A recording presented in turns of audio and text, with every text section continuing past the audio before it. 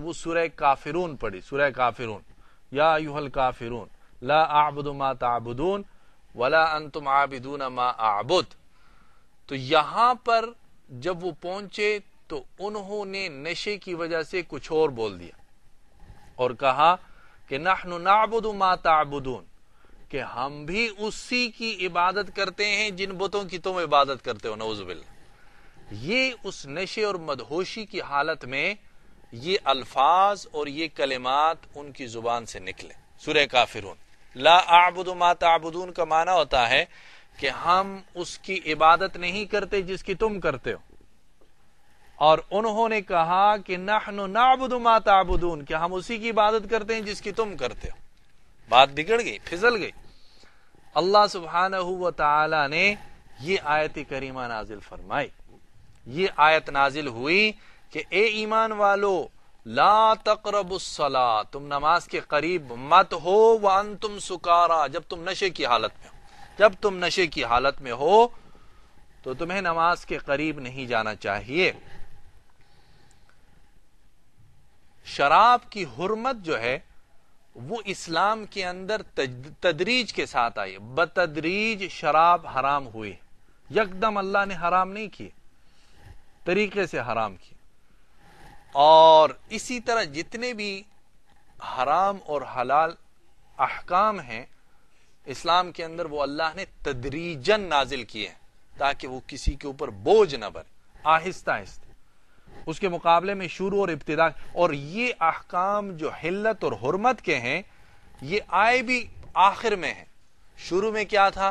توحید تھی، رسالت تھی اور آخرت تھی، ان کے اوپر زور تھا، اور متعدد آیات اور بار بار اللہ سبحانہ و تعالی کی طرف سے توحید کے اوپر، رسالت کے اوپر اور آخرت کے اوپر یقین، ان تین چیزوں کے اوپر انتہائی زور دیا گیا کہ انسان کے دل میں یہ یقین ہو جائے، یہ بات بیٹھ جائے کہ اللہ کے سوا کوئی معبود نہیں، نفع نقصان کا وہ مالک ہے، زمین و آسمان کا خالق وہ، ہمارا پیدا کرنے والا وہ، اس کے مرضی کے بغیر ہم کچھ نہیں کر سکتے، ساری کائنات کو چلانے والا اللہ سبحانہ و تعالی، بیماری دینے والا، صحت دینے والا، دنیا کے اندر ہر پریشانی لانے والا، ہر خوشی لانے والا، غم اور پریشانی کا مالک، بیماری اور صحت کا مالک، یہ ساری چیزیں اللہ سبحانہ و تعالی کی طرف سے ہیں۔ اس بات کا یقین دل میں بیٹھ جائے۔ اور دوسرا کہ یہ جو شخص ہیں نبی کریم محمد الرسول اللہ صلی اللہ علیہ وسلم، یہ اللہ کی طرف سے اس امت کے لیے ہادی، رہنما، نبی، رسول اور اللہ سبحانہ و تعالی کے آخری پیغمبر ہیں۔ اس بات کے اوپر احکام نازل ہوتے رہے، قرآن پاک کی آیتیں نازل ہوئی۔ اور تیسری چیز آخرت کے اوپر ایمان، کہ ایک دن ہم نے پھر اللہ کے سامنے حاضر ہونا ہے، قیامت کا دن ہوگا، اللہ کو ہم نے اپنی زندگی کے بارے میں اللہ ہم سے پوچھے گا اور ہم اس کا جواب جواب دیں گے، اس بات کے اوپر یقین آ جائے۔ یہ چیزیں تھیں کہ جس کے اوپر ابتدائے اسلام کے اندر سب سے زیادہ زور ڈالا گیا، سب سے زیادہ۔ اور پھر جب یقین بن گیا، اور یقین ایک ایسی چیز ہوتی ہے کہ جو انسان کے لیے بڑی ضروری ہے، اعمال کے لیے بڑی ضروری ہے۔ جب انسان کا یقین نہیں ہوتا، غور سے سنیے، جب انسان کا یقین نہیں ہوتا تو سر جھکانا بھی مشکل ہوتا، سر جھکانا بھی مشکل ہوتا ہے، اور جب یقین بن جاتا ہے تو پھر سر جھکانا نہیں، سر کٹانا بھی آسان ہو جاتا۔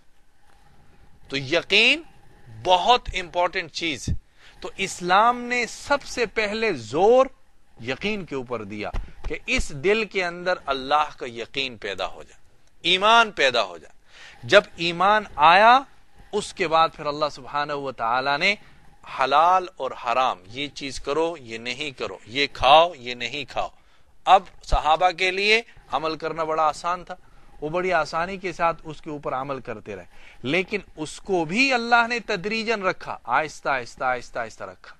یہ جو شراب ہے اس کے بارے میں اللہ سبحانہ و تعالی نے 4 مختلف آیات نازل فرمائے، اور چوتھی مرتبہ جو آیت نازل فرمائی اس کے اندر جا کر اس کو گندگی اور حرام قرار دیا گیا، اس سے پہلے آہستہ آہستہ آہستہ آہستہ اللہ سبحانہ و تعالیٰ نے اس کو اللہ سبحانہ و تعالیٰ نے اس کو حرام کیا، ناپسندیدہ کی. سب سے پہلی آیت جو نازل ہوئی وہ سورہ نحل کی آیت ہے، جس میں اللہ سبحانہ و تعالیٰ نے انسانوں سے کہا کہ تم کھجور سے، انگور سے کوئی چیز بناتے ہو کھانے پینے کی، اس میں سے ایک چیز جو ہے وہ نفع کی بناتے ہو جو تمہارے لیے فائدہ مند ہے، وہ کھانے پینے کی اشیاء ہیں، اور ایک چیز تم بری بناتے ہو جو نشہ آور چیز ہے اور وہ تمہارے لیے فائدہ مند نہیں ہے.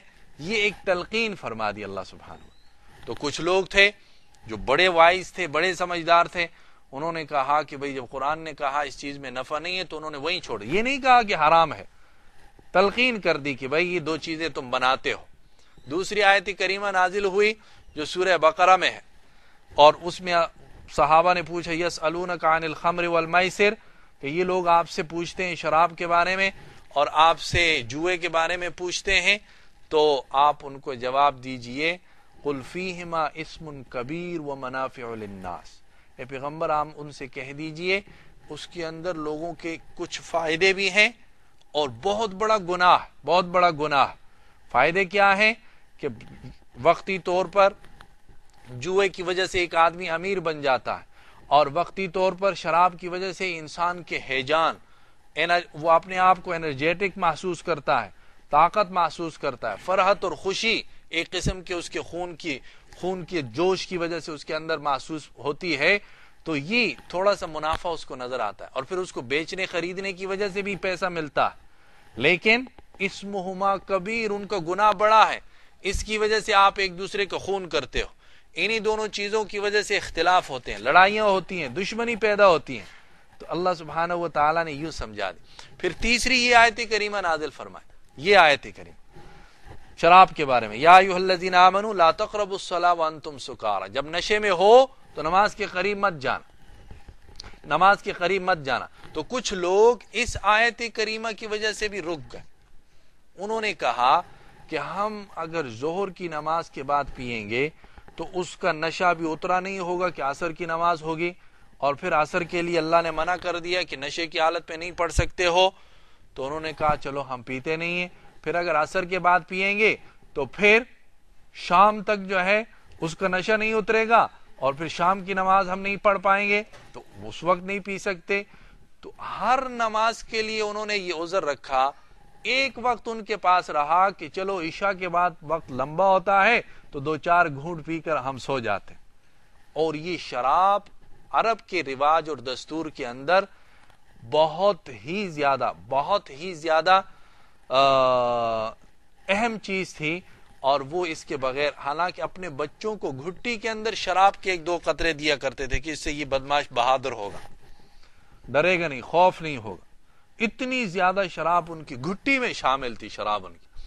تو اس لیے دیکھیں قرآن پاک اور شریعت ان کو کیسے روک رہی ہے، آہستہ آہستہ روک رہی ہے. تو پھر انہوں نے کہا کہ چلو رات کو سونے سے پہلے 2 گھونٹ پی لیں گے. کچھ لوگ جو طبیعتاً فطرتاً جو شریف النفس تھے، انہوں نے کہا یار جب نمازوں کے اوقات پہ نہیں پی سکتے ہیں تو پھر رات کو کیا 2 گھونٹ پینا، انہوں نے ویسے ہی چھوڑ دی. تو کچھ لوگ اس آیت کریمہ سے رک گئے. پھر چوتھی آیت سورہ مائدہ